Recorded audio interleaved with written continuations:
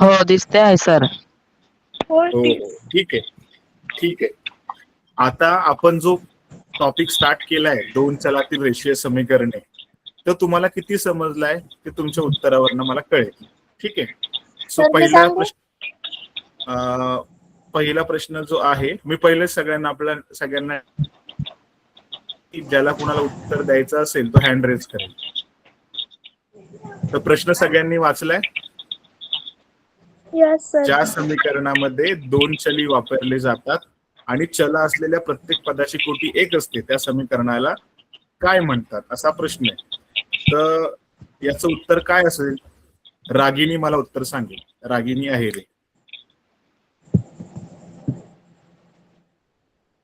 माहितीये का रागिनी तुला?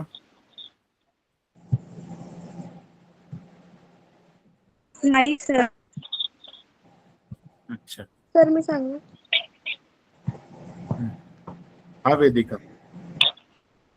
सर त्याचं उत्तर आहे दोन चलातील रेषीय समीकरणे. अच्छा, त्या समीकरणाला काय बोलतात? दोन चलातील रेषीय समीकरणे. ठीक रेषीय आहे, बघूया समीकरण. उत्तर. बरं, बघूया आता आपण उत्तर. प्रश्न असा होता की ज्या समीकरणामध्ये दोन चले म्हणजे अक्षरी भाग वापरला जातात आणि अक्षरी भागाची प्रत्येक पदाची कोटी जेव्हा एक असते त्या समीकरणाला काय बोललं जातं? दोन चलातील रेषीय समीकरण बोललं जातं. In English linear equation in two variable. पुढचा क्वेश्चन. दोन चलातील रेषीय समीकरणाचे सामान्य रूप कोणते आहे? हा विनोद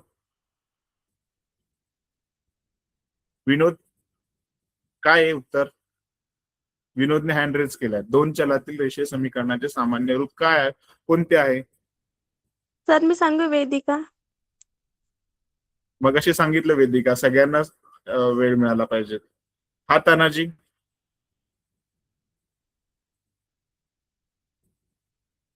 हा तानाजी सांगू शकतो उत्तर. दोन चलातील रेषीय समीकरणाचे सामान्य रूप कोणते आहे? सर. रविता तू. सर. हा हा ए हा एक्स बेटा. अधिक बी वाय अधिक सी बरोबर 0. Okay, very good. रविताने उत्तर दिलंय की दोन चलातील रेषीय समीकरणाचे सामान्य रूप कोणते आहे, तर उत्तर आहे ax अधिक by अधिक c बरोबर 0. आता इंग्लिश मध्ये पण बोलता आलं पाहिजे आपल्याला. आपण बोलू शकतो ax plus by plus c is equal to 0. इथून पुढे असेल तर ते इंग्लिश मध्ये असेल तर तुम्ही इंग्लिश मध्ये बोलू शकता. चुकेल तो सुरुवातीला. ठीक आहे. पुढचा प्रश्न. याचं उत्तर कोण सांगेल मला? प्रश्न वाचा, 2 मिनिटं वाचा. मी ज्याला विचारेल तो उत्तर देईल.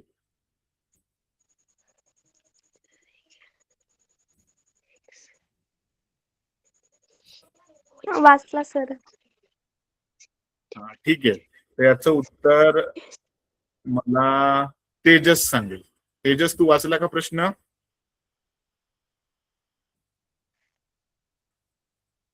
तेजस, आवाज ऐक.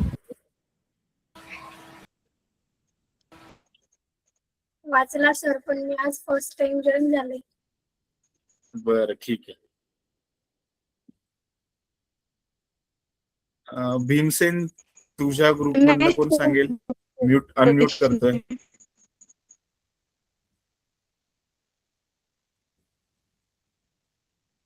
रविता, तुला मी दिला होता एक चान्स. काजल, सांगशील? सर वास्तव संख्या. बरोबर, वास्तव संख्या. उत्तर पाहूयात आपण. काय बोलतो त्याला आपण? Real numbers.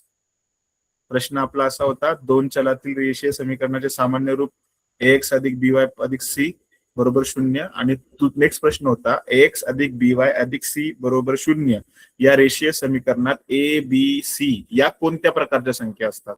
तर त्या वास्तव संख्या असतात. पुढचा प्रश्न.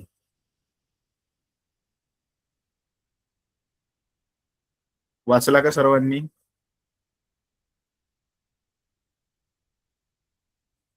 काय असेल उत्तर बरं?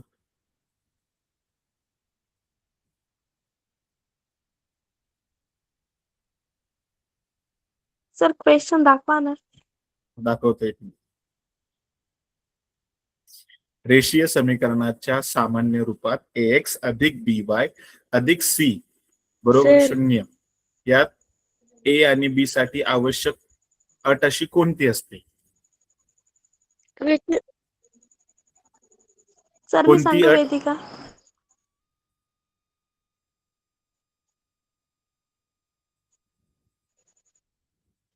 वेदिका सांग. एकाच वेळी शून्य. तर ए आणि बी दोन्ही जे असतात ना ते शून्य नसायला पाहिजे. हा वेदिका. सर एकदा सांगा. ए आणि बी काय?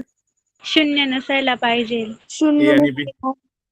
एकाच वेळी दोघही शून्य नसायला हवेत. बरोबर. याचं उत्तर आहे ए आणि बी हे एकाच वेळी शून्य नसतात. ठीक आहे. पुढचा प्रश्न शेवटचा.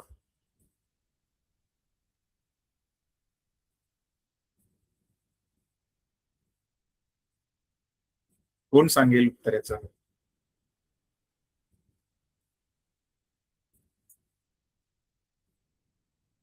अवघड आहे का रे प्रश्न हा?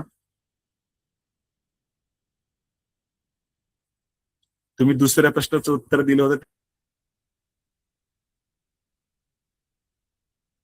सर मी सांगू का? कोण?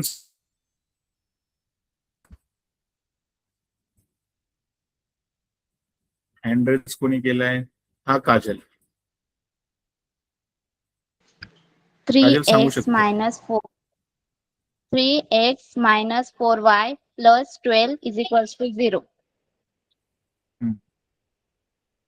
तू कसं काय ओळखलं हे? तर तुम्ही मागच्या वेळेस शिकवलं होतं. अरे सामान्य समीकरण आपण असं लिहितो ना. उत्तर मी शिकवलं होतं पण ह्याचं उत्तर योग्य उत्तर असं आहे की सामान्य समीकरण लिहायचं असेल दोन चलातील रेषीय समीकरण तर पहिला आपण लिहितो ax अधिक by अधिक c इज इक्वल टू 0. आता 3x च्या नंतर बरोबरचं चिन्ह आलेलं आहे. बरोबर. म्हणजे 4y आणि वजा 12 हे डाव्या साईडला आपल्याला आणायचे उजवीकडून. मग ज्यावेळेस त्यांचं स्थानांतर आपण करू त्यावेळेस 4y चं चिन्ह निगेटिव्ह होईल आणि 12चं चिन्ह काय होईल? पॉझिटिव्ह. म्हणून इथं 3x वजा 4y अधिक 12 बरोबर 0 असं उत्तर आहे. ठीक आहे. आजपर्यंत इथेच थांबूयात. लेक्चर संपलं की आपण पुन्हा रिव्हिजन घेऊया. ठीक आहे. कितपर्यंत झालेत आपले क्वेश्चन्स? Okay. 4 क्वेश्चन झालेले आहेत आपले. ठीक आहे. याच्या पुढचं आपण नंतर पाहू रिमेनिंग क्वेश्चन्स. काल आज जे नवीन जॉईन झालेत त्यांच्यासाठी थोडीशी रिव्हिजन घेऊ पटकन आणि टॉपिकला स्टार्ट करूया. ठीक आहे. मी स्क्रीन प्रेझेंट करतोय. एकदा ऑफ करावी लागेल स्क्रीन मला. 2 मिनिटं.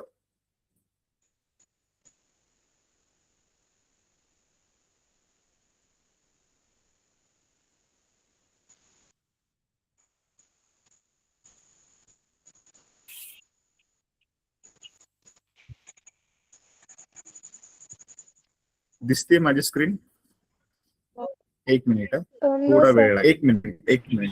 थोडा नेटवर्क मुळे थोडं सगळे आपण जास्त जॉईन झालोय ना थोडा वेळ लागतो.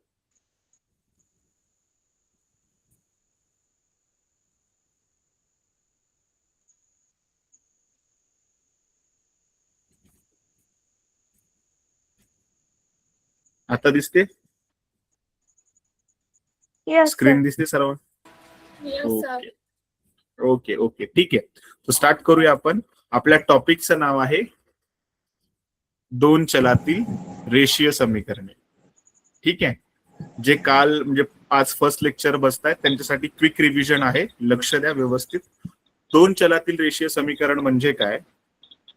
चल म्हणजे अक्षर असतं.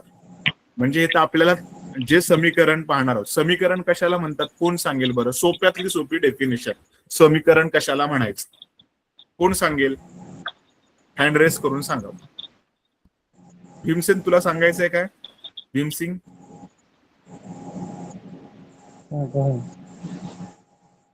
हा भीमसिंग.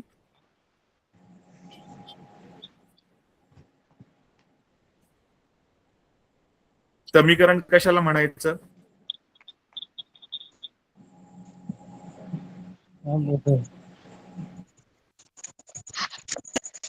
ते दोन हे वापरले. ओके. समीकरण पहिल्याची सोपी व्याख्या मी तुम्हाला सांगितली होती ज्यावेळेस आपला प्रिव्हियस क्लास झाला होता, की त्याच्यामध्ये सुरुवातीला काय असलं पाहिजे? इज इक्वल टू दिसला पाहिजे. इज इक्वल टू म्हणजे बरोबरचं चिन्ह असलं पाहिजे. त्याला काय बोलतो? समीकरण. म्हणजे जर आपल्याला समीकरण सांगायचं म्हटलं, ठीक आहे, तर आपण पहिलं काय दाखवतो? त्यात बरोबरचं चिन्ह आहे का ते पाहतो. ठीक आहे, एक मिनिट. पेन ऑन तो आहे ना?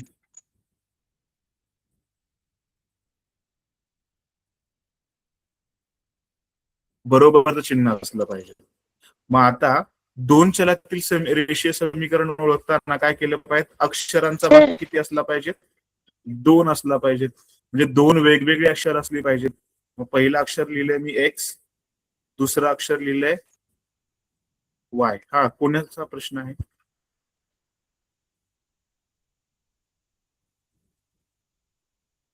हा कोणाचा प्रश्न आहे? कोणीतरी आवाज दिला मला सर. राविता, तुझा काय प्रश्न आहे का? तुझा जर काय प्रश्न नसेल तर तू म्यूट केलं तर चालेल. ठीक आहे. दोन चलातील रेषीय समीकरण आपण पाहतोय.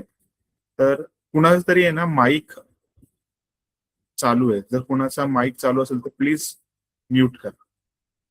तर दोन चलातील रेषीय समीकरण ओळखण्याच्या अगोदर त्याच्यामध्ये काय पाहिजे? इज इक्वल टूचं चिन्ह म्हणजे बरोबरचं चिन्ह, आणि दोन चल म्हटली की अक्षरं वेगवेगळी असली पाहिजेत. म्हणजे एक्स आणि वाय ही दोन अक्षर असली पाहिजेत, आणि त्याच्यामध्ये इज इक्वल टू असून कोणती तरी किंमत पाहिजे, 0 किंवा कोणताही संख्या असली तर त्याला काय बोलतो आपण? दोन चलातील रेषीय समीकरण. ठीक आहे. भीमसिंग, तुझा आहे ना माईक ऑन आहे. हॅलो भीमसिंग, तुझा माईक ऑन आहे. जर तुला काय क्वेश्चन असेल तर तू माईक ऑन ठेव, अदरवाइज म्यूट ठेवला तरी चालेल. भीमसिंग, माझा आवाज येतोय? येस, येत आहे का? हा, माईक म्यूट करायचा. माईक, तुझा काय प्रश्न आहे का?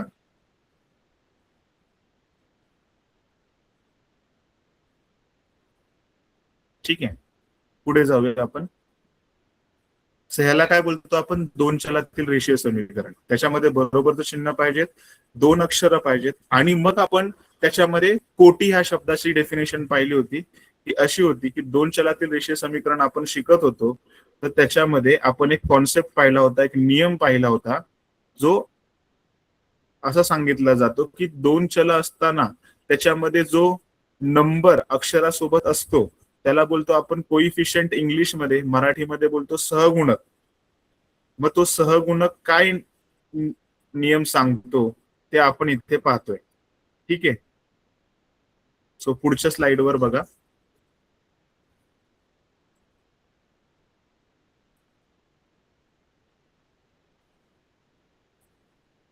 एक मिनिट, प्रेझेंट होते स्लाइड.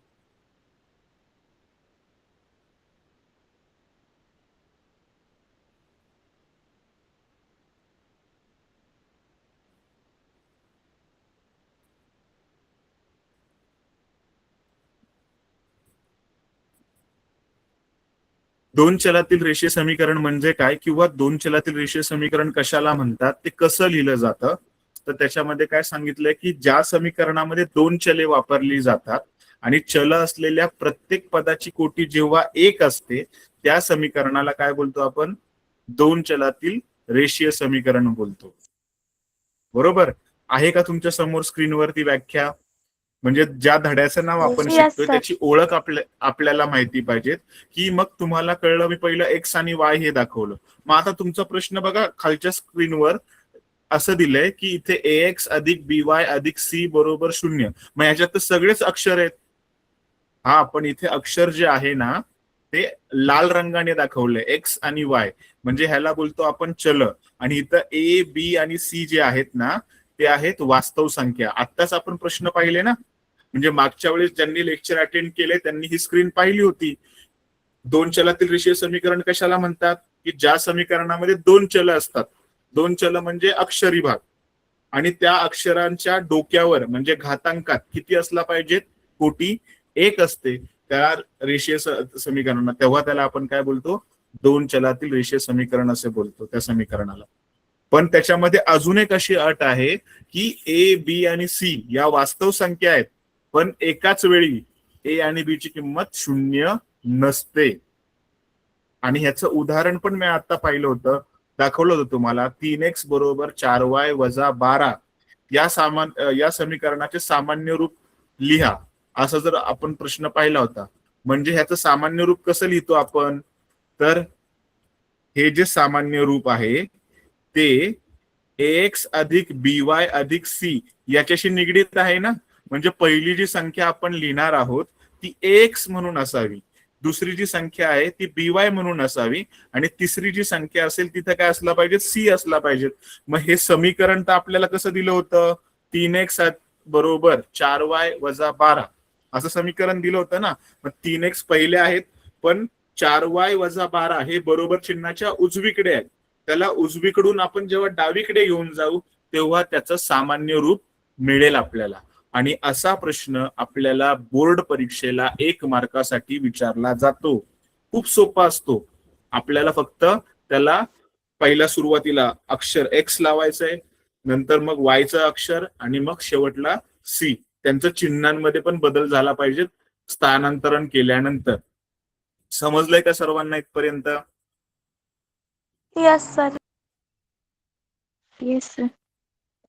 ठीक आहे, तर आपण पुढे जाऊया.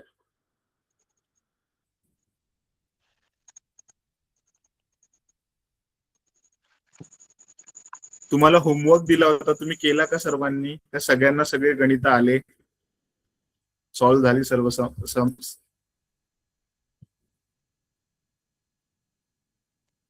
स्क्रीन प्रेझेंट होते, 1 मिनिट, तोपर्यंत मी प्रश्न विचारतो तुम्हाला. तुम्ही होमवर्क केला का? मी होमवर्क दिला होता तुम्हाला. हो सर मी सर. सोडवण्याचा प्रयत्न केला, हो, पण sir. मला केलं. पहिले जमलं आणि दुसरं. तर मी पण केले, पण मला काही काही जमले नाही. ओके ओके, ठीक आहे, आपण पाहूया. आता दुसरी जे नवीन आहेत ना त्यांच्यासाठी आपण क्विक रिव्ह्यू घेतोय. आता जो हा क्वेश्चन आहे ना, हा तक्ता आपल्याला पुन्हा 1 मार्कसाठी विचारला जातो. तर त्याच्यामध्ये जर तुम्हाला हा पाठ समजला असेल, कुठला? याच्या अगोदरचा, की रेषीय समीकरण कशाला म्हणतात, त्याची कोटी किती असली पाहिजेत, त्याच्यावर हा प्रश्न आहे. ठीक आहे, तर हा तक्ता आपल्याला पूर्ण करायचा आहे. तर मला भीमसेन, तू सांगू शकतो का यातलं कोणतं रेषीय समीकरण आहे आणि कोणतं नाहीये? 2 ते 7व्या प्रश्नामध्ये. भीमसिंग, माझा आवाज येतोय भीमसिंग? सर, हो सर. नाही. काय नाही दिसत? स्क्रीन नाही दिसत का? हो सर. दिसते सर. बरं, तर याच्यामध्ये कोणतं रेषीय समीकरण आहे? कोण सांगेल मला? तानाजी, तू सांगू शकतो? सर. हा हा तानाजी. सर. सर. हा राविता, बोल ना. हा बेटा बोल. तिसरं रेषीय समीकरण आहे. ठीक आहे, तू म्यूट केलं तरी चालेल. क्रमांकाचे समीकरण.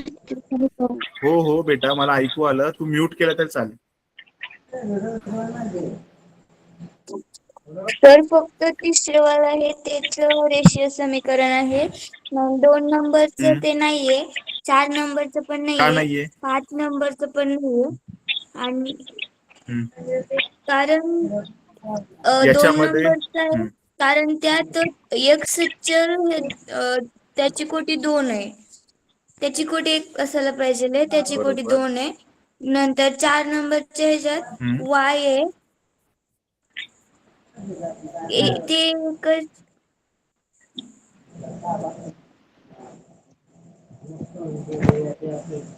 बेटा बरोबर एकच चल आहे. आहे. 5 नंबरच्या ह्याच्यात एकच चल आहे. 6 नंबरच्या ह्याच्यात वजा 1 अशी कोटी येईल दोन्ही पदांची. आणि 7 नंबरच्या ह्याच्यात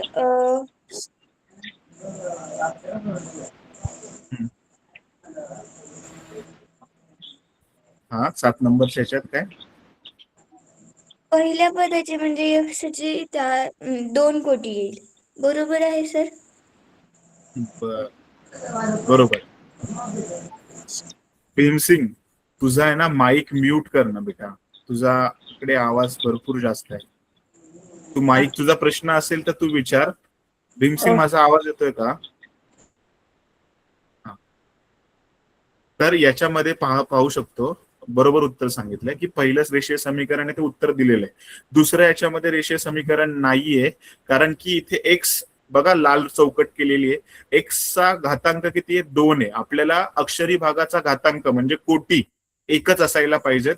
म्हणून बघा इथे मी तुम्हाला लाल चौकट दिसते तिथे आपलं उत्तर आहे की इथं हे रेषीय समीकरण का नाहीये कारण की एक्सची कोटी 2 आहे. तिसरा प्रश्न जे आहे त्याचं रेषीय समीकरण आहे कारण की प्रत्येक अक्षराची कोटी ही काय आहे? 1 आहे आणि वर्गमुळात 2 आणि वर्गमुळात 5 या वास्तव संख्या आहेत. चौथ्या क्रमांकावरचा नाहीये कारण की एक्स ला जर शून्याने गुणलं तर उत्तर 0 होईल.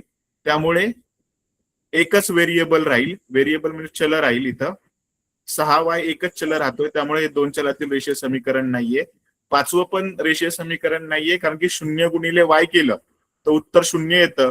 एकच अक्षर राहतंय पुन्हा 0.3 म्हणून 0.3 बरोबर एक्स हा एकच अक्षर राहिल्यामुळे हे सुद्धा 2 चलातील रेषीय समीकरण नाहीये. पुढचं 6वा प्रश्न पण 2 चलातील रेषीय समीकरण नाहीये. आपण दोघांची बेरीज करू शकत नाही डायरेक्टली.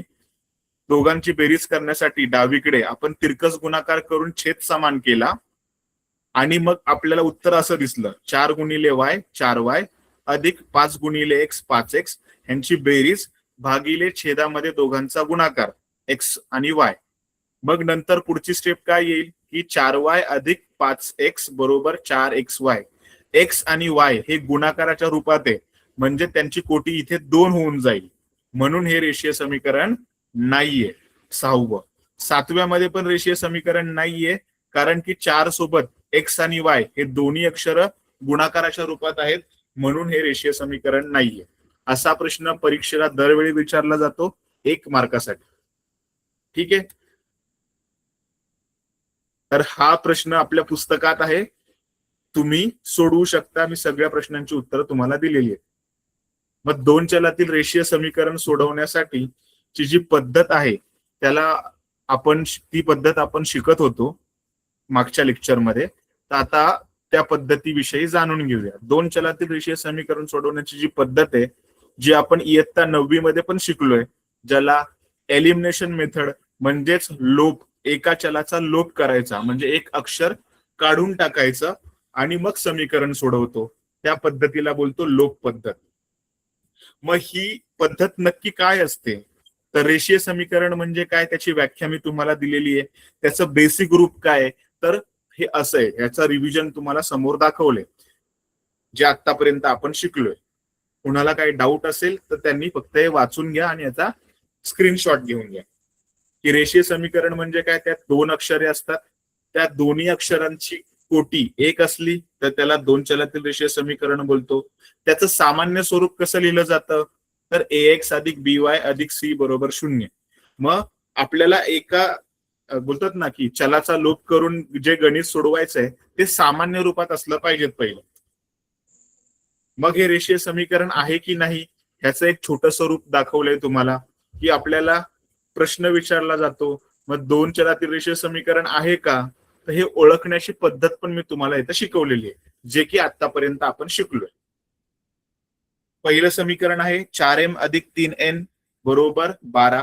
हे रेषीय 2 चलातील रेषीय समीकरण आहे का तर हो आहे कारण याच्यात 2 चल आहेत आणि प्रत्येक चलाची कोटी 1 आहे. दुसरं रेषीय समीकरण नाहीये 2 चलातील कारण x च्या कोटीमध्ये 2 आहे आणि तिसरं देखील दोन चलातील रेषीय समीकरण नाहीये, कारण की x चा सहगुणक 0 आहे. मग शून्याने कोणत्याही संख्येला गुणलं तर उत्तर 0 येतं. मग फक्त इथं एकच चल राहतं, म्हणून हे दोन चलातील रेषीय समीकरण नाही. मग आता जी पद्धत आपण शिकतोय त्या पद्धतीचं नाव आहे लोप पद्धत, म्हणजे एलिमिनेशन पद्धत. ती कशी सोडवायची बरं? ह्याची जी आपण मागच्या वेळेस जी गणितं सोडवली होती त्याचा एक शॉर्टकट फॉर्म्युला मी तुम्हाला दिलेला आहे. जेव्हा आपण दोन चलातील रेषीय समीकरणांचा एकाच वेळेस विचार करतो ना, तेव्हा त्यांना एक सामायिक समीकरणे म्हणतात. म्हणजे समीकरण सोडवताना दोन्ही समीकरणांचा विचार एकदा केला जातो, त्याला आपण काय बोलतो? दोन चलातील रेषीय समीकरण. मग हे सोडवण्याची जी पद्धत आहे त्याच्यामध्ये एक अक्षर आपण काढतो आणि मग उत्तर पर्यंत पोचतो, त्याला बोलतो आपण एलिमिनेशन मेथड, म्हणजेच लोप पद्धत. मग याची पहिली पायरी काय आहे की दिलेली समीकरणे सामान्य स्वरूपात लिहायची. मग नंतर दुसरी पद्धत काय, दुसरा टप्पा काय की ज्या अक्षराचं म्हणजे एक्स किंवा वाय हे चल, कोणत्याही एका चलाचा सहगुणक समान करायचा. कधी कधी प्रश्नामध्ये सहगुणक समान असतो, व त्यांची चिन्ह समान आहेत का भिन्न त्याचा विचार करायचा. मग सुरुवातीची दुसरी पायरी काय आहे की पहिलं समीकरण सामान्य स्वरूपात लिहा. दुसरी पायरी, जे एक्स सहगुणक तुम्ही काढून टाकणार आहात, म्हणजे एक्स सोबत असलेला सहगुणक काढून टाकायचा असेल तर दोघांचा सहगुणक समान आला पाहिजेत. वाय अक्षरासोबत असलेला सहगुणक काढून टाकायचा असेल तर वाय सोबत असलेला सहगुणक दोन समीकरणांमध्ये समान आला पाहिजे, ते समान करायचं. तिसरी पद्धत ही समीकरणांची बेरीज कधी करायची आणि वजाबाकी करायची कधी, ते तुम्हाला कळलं पाहिजे. आणि चौथा टप्पा की मिळालेल्या चलाची किंमत दुसऱ्या समीकरणात ठेवायची आणि मग आपल्याला समीकरणाचे उत्तर मिळतं. उदाहरणार्थ आपल्याकडे एक गणित आहे बघा, 5x अधिक 3y. मी हे गणित शॉर्ट मध्ये सांगणार आहे, सगळ्यांनी कंप्लीट केलेलं आहे. की आपल्याकडे समीकरण आहे 5x अधिक 3y बरोबर 9. दुसरं समीकरण आहे 2x वजा 3y बरोबर 12. जे समीकरण आहे त्यांना नावं दिलं समीकरण क्रमांक 1 आणि समीकरण क्रमांक 2. समीकरण ज्यावेळेस आपण एकाच वेळेस विचार करतो सोडवायला, तेव्हा त्याला आपण एक सामायिक समीकरण बोलतो. एक सामायिकच का? कारण की त्याच्यामध्ये आपण समानता आणतो. तर हे दोन समीकरण आहेत तुमच्याकडे, त्या दोन्ही समीकरणांमध्ये 3y आणि 3y हे अक्षर बघा सेम आहे, दिसतंय का तुम्हाला? 3y 3y. पण ह्या अक्षरांचं चिन्ह हे काय वेगवेगळे आहे. पण जेव्हा चिन्ह वेगवेगळे असतील आणि अक्षर सेम असतील त्यावेळेस आपण समीकरणांची करतो बेरीज. म्हणून इथं समीकरण 1 आणि 2 ची बेरीज केली आहे आणि मग पुढे गणित आपण सोडवलेलं पाहूया.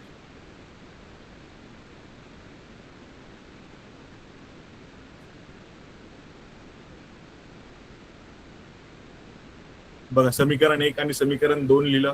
समीकरण 1 आणि 2 ची बेरीज आपण करतोय. 5x अधिक 3y बरोबर 9 बरोबर. त्याच्यानंतर काय करणार? बेरीज करायला सांगितली. का बेरीज करायला सांगितली? कारण की दोन्ही समीकरणांमध्ये 3y जो होता तो दोन्हीकडं एका ठिकाणी अधिक आहे, दुसऱ्या ठिकाणी वजा आहे. म्हणून आपण इथे 3y चिन्ह वेगवेगळं असल्यामुळे बेरीज केली.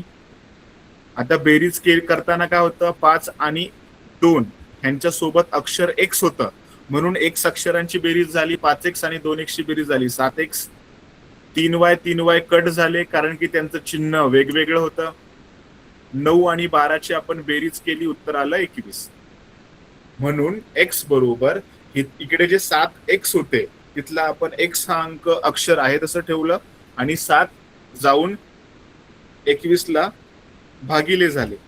मग आपलं उत्तर काय आलं? 21 भागिले 7 केलं आपण, तर उत्तर आलं 7 × 7 7 × 21. म्हणजेच एका अक्षराचा लोप झाला. लोप झाला म्हणजे काढून टाकलं. आपण y अक्षर समीकरणातलं काढलं. आता आपल्याला एका अक्षराची किंमत मिळाली x बरोबर 3. आता x बरोबर 3 ही किंमत समीकरण 1 मध्ये ठेवा किंवा 2 मध्ये ठेवायची. तर आता आपण समीकरण 1 मध्ये ठेवली. मग समीकरण 1 मध्ये जर x ची किंमत 3 ठेवली, समीकरण 1 पहिलं मला लिहून घेतलं पाहिजे 1. त्याच्यामध्ये जिथे x आहे तिथं किंमत टाकली 3. 5 कंसामध्ये 3 अधिक 3y बरोबर 9. मग आता 5 आणि 3 यांच्यामध्ये कोणतं चिन्ह नाही म्हणजे गुणाकार आहे. मग 5 × 15 अधिक 3y बरोबर 9. मग पुढची पद्धत काय येणार की आता इथपर्यंत तर गणित संपलं, आता काय करायचंय आपल्याला? पहिल्यांदा x ची किंमत कळाली एका अक्षराचा लोप केल्यामुळे. आता x ची किंमत आपण समीकरणामध्ये भरली, समीकरण पण इथपर्यंत आलं. मग काय करायचं बरं? मग आता आपल्याला दुसऱ्या अक्षराची किंमत काढायची आहे. मग आता इथं 15 आणि 9 यांच्यासोबत कोणतं अक्षर नाहीये, इकडे 15 अधिक आहेत, ते बरोबर चिन्हाच्या उजवीकडे जाणार आहेत.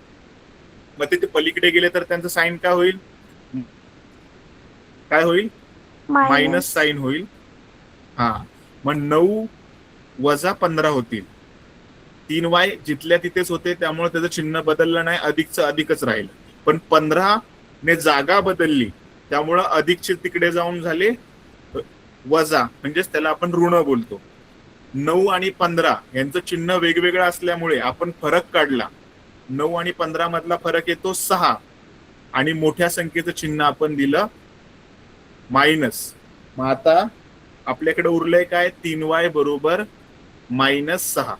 आता आपल्याला फक्त y ची किंमत काढायची आहे, पण y सोबत 3 आहे म्हणून हा 3 डावीकडे न ठेवता आपण उजवीकडे घेऊन गेलो. तर उत्तर काय आलं? -6/3. भागाकार केला, उत्तर आलं 3 दुने 6 म्हणजे -2 उत्तर आलं. अशा प्रकारे आपल्याला x आणि y ची किंमत मिळाली. काय मिळाली? x ची किंमत मिळाली 3 आणि y ची किंमत मिळाली -2. समजलंय? Yes sir. हे शिकून झालं, हे झालं होतं आपलं. आता मी पुढचे क्वेश्चन्स तुम्हाला विचारतो. तुम्ही किती सोडवले क्वेश्चन्स? पहिलं गणित, दुसरं गणित, दुसऱ्या प्रश्नातलं पहिलं गणित आपण केलं होतं आणि शेवटचा प्रश्न केला होता, पहिला आणि 8वा. तुम्हाला दुसरं ते 7, 2 नंबरचा आणि 7 नंबरचा, 2 पासून 7 पर्यंतची गणितं सोडवायची होती. तर ज्यांना दुसरं गणित समजलं होतं, दुसऱ्या प्रश्नातलं पहिलं गणित, हे आपण पूर्ण केलं होतं, बरोबर? हे गणित आपण सोडवलं होतं. हा रागिनी, रागिनी तू हँड रेस केलेला आहे, काही डाऊट आहे का? काय विचारायचंय का तुला? नाही सर. ओके, ठीक आहे. मग आता दुसरं गणित पण असंच होतं. एकदा पाहायचं का? जे नवीन आहेत त्यांनी पटकन पाहून घ्या. जे समीकरण आहे ते कसं लिहायचं? ax अधिक by बरोबर c. मग इथं x आणि y नाहीये, इथे अक्षर काय आता? a आणि b. म्हणजे पहिलं आपण लिहिणार 3a अधिक 5b बरोबर 26, समीकरण नंबर 1. समीकरण नंबर 2, दुसऱ्या समीकरणाला समीकरण नंबर 2 दिलं. पण आता नीट बारकाईने तुम्ही पाहाल तर इथे आपल्याला 5b आणि 5b दोन ठिकाणी सेम आहे, पण त्यांचं चिन्ह बघा अधिक आहे. जर त्यांची बेरीज केली तर कोणतं चिन्ह म्हणजे कोणतंच अक्षर लोप पावणार नाही. आणि जी आपण पद्धत शिकतोय, एक सामायिक समीकरण सोडवा, त्याची जी पद्धत आहे त्याला, ती पहिल्या पद्धतीला बोलतो आपण लोप पद्धत. पण ह्या लोप पद्धतीमध्ये तुम्हाला दिसत असेल तर पहिल्या समीकरणामध्ये पण 5b आहे आणि दुसऱ्या समीकरणामध्ये पण 5b आहे, पण त्यांचं चिन्ह काय आहे? अधिक.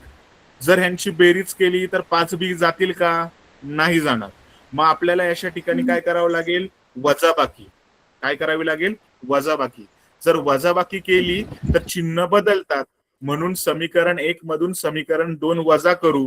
लिहिताना नियम लक्षात ठेवा, ए च्या खाली ए आला पाहिजेत, बी च्या खाली बी आला पाहिजेत, अक्षराच्या खाली अक्षर, अंकाच्या खाली अंक, जेणेकरून तुमचं गणित चुकण्याचे चान्सेस कमी होतात, प्रेझेंटेशन बरोबर राहतं.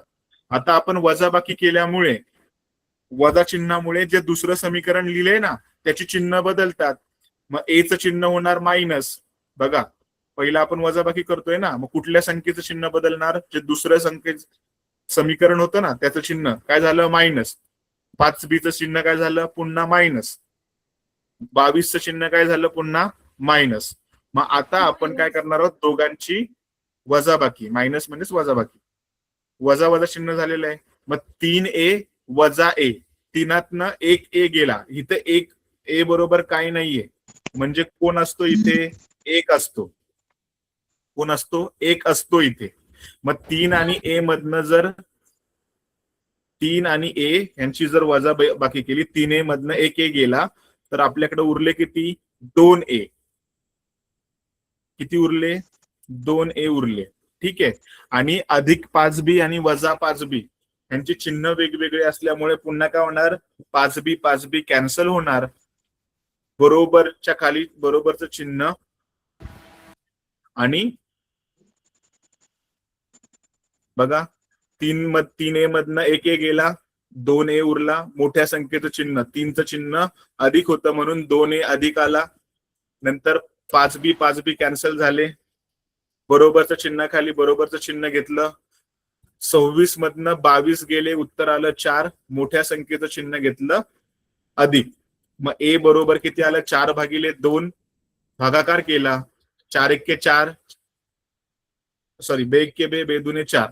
मग ए बरोबर किंमत किती आली? 2. ही किंमत आपण समीकरण 1 मध्ये ठेवू किंवा 2 मध्ये. तर मी ही किंमत समीकरण 2 मध्ये ठेवलेली आहे. इथे ए बरोबर 2 ही किंमत समीकरण 2 मध्ये ठेवू. समीकरण 2 तुम्हाला लिहायचंय, मी ते राहिलंय माझ्याकडून. ठीक आहे. मग 2 मध्ये समीकरण 2 मध्ये जर ए ची किंमत 2 ठेवली, जिथे ए होता तिथे आपण 2 घेतला. अधिक 2 बरोबर चिन्हाच्या उजवीकडे गेले. 22 मधनं 2 गेले, उरले किती? 20. 5 बी जिथे होता तिथेच ठेवलाय. 5 आणि बी मध्ये गुणाकाराचं स्वरूप आहे, तर बी सोबत असलेला 5 उजवीकडे गेला तर तो भागाकाराच्या रूपात जाईल आणि उत्तर काय होईल? बी बरोबर 20/5. आणि 5चा पाडा आपण मोजला, 5 चोक 20, तर बी बरोबर किती आलं आपलं उत्तर? 5, 4. मग ए कॉमा बी बरोबर उत्तर काय येईल आपलं? 2,4. ही समीकरणांची उकल आहे. हे प्रश्न क्रमांक 2 मधलं पहिलं गणित आपण पूर्ण केलं होतं. कोणी जे नवीन आहेत त्यांनी स्क्रीनशॉट काढून घ्या, त्यांच्यासाठी रिव्हिजन झालीये. पुढचा पॉइंट जायचं का पुढे? Yes sir. एकच गणित होईल पुढचं. क्वेश्चन नंबर, पुढचा क्वेश्चन घेतोय. कोणाला काय डाऊट आहे का याच्यामध्ये? No sir. ओके, पुढचा प्रश्न. हा, मग हे सम मला कोण सांगेल? हे आलं का तुम्हाला? जमलंय का सम? अवघड आहे का? नाही जमलं. ओके. पहिली पद्धत काय करतो आपण? कोण सांगेल मला? पहिला आपण काय करतो? समीकरणांना नावे देतो. हा, समीकरणांना नाव. क्रमांक. सर. हा तेजस, काय बोलायचं तुला?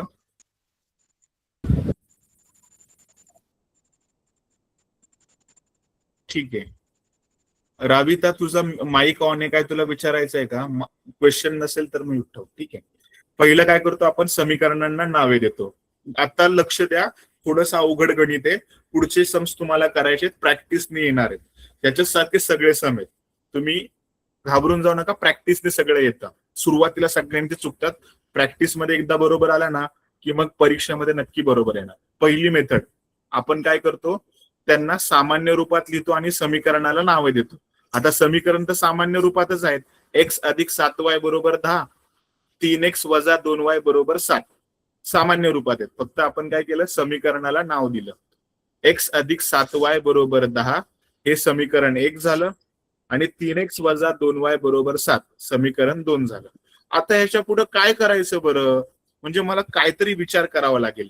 तर दुसरी पद्धत म्हणजे पहिली पायरी तुम्ही बरोबर लिहिलेली आहे की ह्याच्यामध्ये अक्षर बघा, x आहे समीकरणामध्ये, दुसऱ्या समीकरणामध्ये पण y आहे, पण अक्षरांसोबत असलेला अंक जो आहे ना तो वेगवेगळा आहे. पहिल्या समीकरणामध्ये x एकटा आहे, दुसऱ्या समीकरणाबरोबर x सोबत 3 आहे. बरोबर.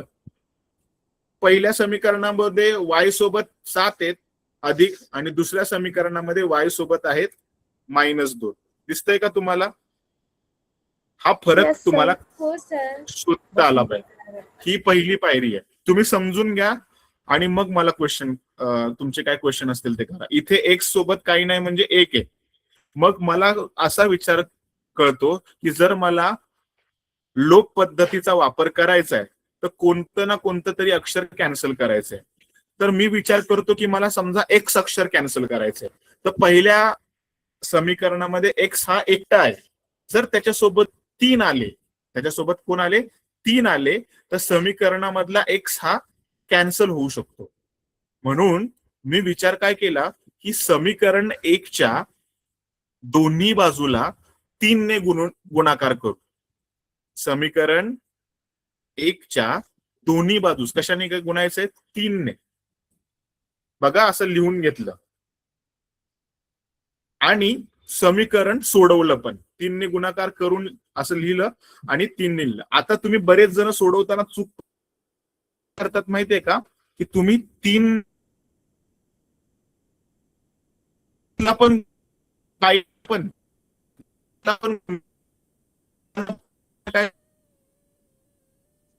सर आवाज ब्रेक होतो. होतीच. दोन्ही बाजूस म्हणजे जी जेवढी पद आहेत त्यांनी सर गुणाकार आवाज ब्रेक करायचा होत आहे. आपल्याला. आता येतोय का? हॅलो. हो सर. हा, दोन्ही बाजूला कशाने गुणायचं? 3 ने गुणलं आणि 3 ने गुणाकार जर केला तर 3 गुणिले एक्स आणि 3 गुणिले 7 केलं तर 7×21 y बरोबर. याला समीकरण नंबर 3 मी दिलं. इथपर्यंत सर्वांना समजलं असेल. मग आता समीकरण 2 बघा काय समान आहे रे. समीकरण 2 बघितलं आणि समीकरण 3 बघितलं तर त्याच्यामध्ये काय समान दिसतंय तुम्हाला? 3x. 3x आणि त्याच्यासोबत 3x चिन्ह काय दोन्ही प्लस. समीकरणांमध्ये? प्लस. मग ह्यांची जर बेरीज केली तर 3x जातील का? कॅन्सल होतील का? No sir. मग आपल्याला काय करावं लागेल? वजाबाकी. वजाबाकी केली तर चिन्ह बदलतील आणि चिन्ह बदलले तर मग एका पदाचा काय होईल? लोप होईल. म्हणून आपण काय करू की समीकरण 3 मधून समीकरण 2 वजा करू. समीकरण 3 मधून काय केलं? समीकरण 2 वजा केलं. मग समीकरण 3 पहिले लिहायचं, त्याच्यात बरोबर चिन्हाच्या खाली बरोबरचं चिन्ह आलं पाहिजे आणि दुसरं समीकरण आपण लिहिलं. आता वजाबाकी करू म्हटल्यावर वजा चिन्ह घेतलं पाहिजे. वजा चिन्ह घेतल्यानंतर सगळ्या संख्येचं चिन्ह बदलणार. 3x चिन्ह काय झालं? मायनस. 2y चिन्ह काय झालं? प्लस. ज्या मायनसचं प्लस झालं. हा, आणि 7चं जे चिन्ह होतं प्लस ते मायनस झालं. नक्की. आता वजाबाकी जर आपण केली तर 3x आणि 3x कॅन्सल झाले. 21 अधिक 2y केले तर किती आले? 23y. बरोबर चिन्हाच्या खाली बरोबर चिन्ह. 30 आणि 7 यांचं चिन्ह वेगवेगळे आहे, तर 30तनं 7 गेले आले 23. मोठ्या संख्येचं चिन्ह अधिक होतं म्हणजे 23y बरोबर 23. Therefore y बरोबर 23/23. समजलंय का? Yes sir. हे समजलं. मग 23 ने 23 ला भागाकार केला. 23 ने 23 ला भागलं तर उत्तर काय येईल? 1 येईल ना. 1 येईल. हा,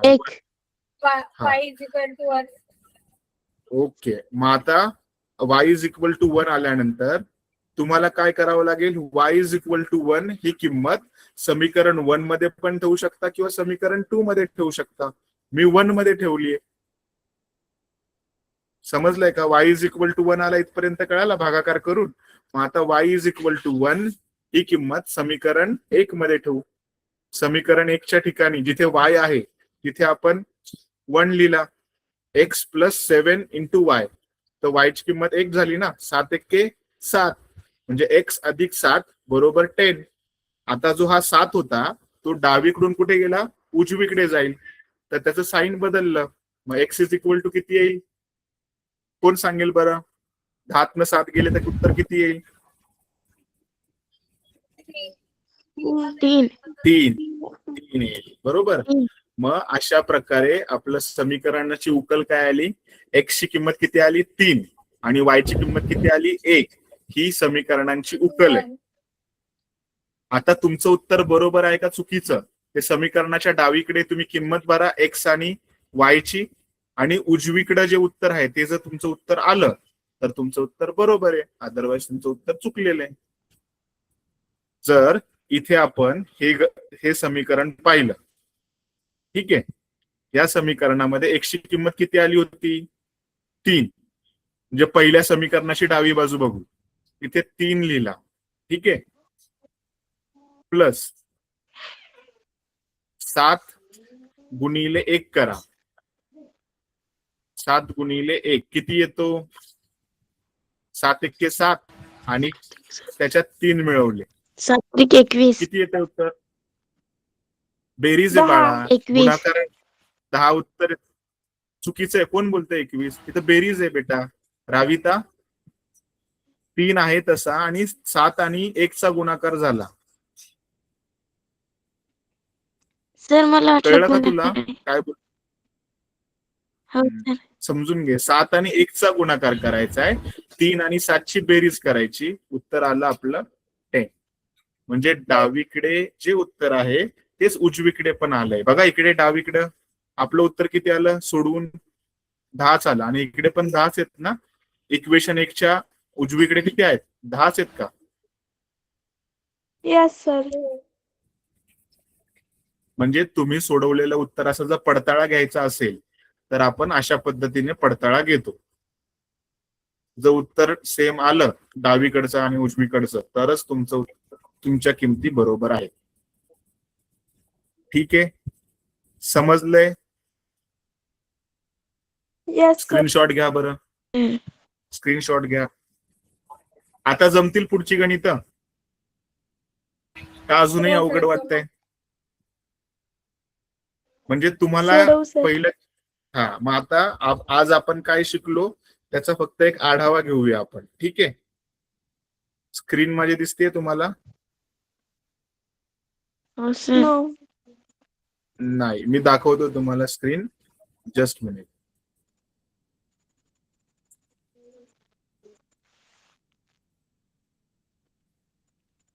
आज आपण जे काय शिकलो ना ते हे शिकलो की समीकरण सोडवण्याचे टप्पे असतात.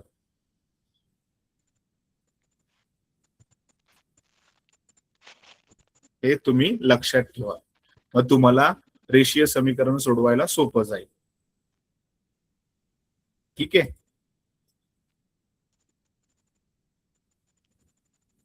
Yes sir. दिसते का स्क्रीन? म्हणजे पहिलं समीकरण सामान्य रूपात लिहायचं, दुसऱ्यांदा काय करायचं की पहिल्या समीकरणात आणि दुसऱ्या समीकरणात दोन्ही समीकरणांचे सहगुणक, दोन्ही समीकरणामध्ये जे अक्षर तुम्ही निवडणार आहात कॅन्सल करण्यासाठी, लोप करण्यासाठी, त्यांचे सहगुणक सेम आहेत का ते बघायचं. सेम नसतील आणि तुम्हाला कोणतं अक्षर कॅन्सल करायचंय ते सेम करण्यासाठी गुणाकार करावा लागेल. काहीतरी गणितामध्ये बॅलेन्स कंडिशन करावी लागेल आणि मग तुम्हाला समीकरणांची बेरीज करावी लागेल किंवा वजाबाकी. जर चिन्ह समान असतील दोन्ही अक्षरांचे आणि सहगुणकांचे तर बेरीज तर वजाबाकी करावी लागेल, आणि चिन्ह वेगवेगळे असेल तर बेरीज करावी लागेल. ठीक आहे, आजपर्यंत इथे थांबूयात. उद्या आपण आलेख पद्धतीबद्दल शिकणार आहोत, पण त्याच्यामध्ये पण अजून पण तुमच्याकडे बरेचसे क्वेश्चन्स आहेत. बरोबर, अजून पण तुमच्याकडे बरेचसे क्वेश्चन्स आहेत. ते क्वेश्चन सोडवा आणि काही डाऊट्स असतील ते विचारा. आजचा होमवर्क आहे की प्रश्न क्रमांक 2 मधला 3रा आणि 7वा, 3 पासून 7 पर्यंत जेवढे क्वेश्चन्स आहेत ते तुम्हाला सोडवायचे. नाही समजले, कुठला क्वेश्चन नाही समजला तर उद्या आपण तिथून सुरुवात करू आणि मग आलेख पद्धतीचा विचार करू. ठीक आहे, समजलंय का सर. सर्वांना? Yes sir. चालेल, ओके. काही डाऊट आहे का तुम्हाला अजून? नाही. कोणाला काही प्रश्न आहेत का? No sir. हो सर.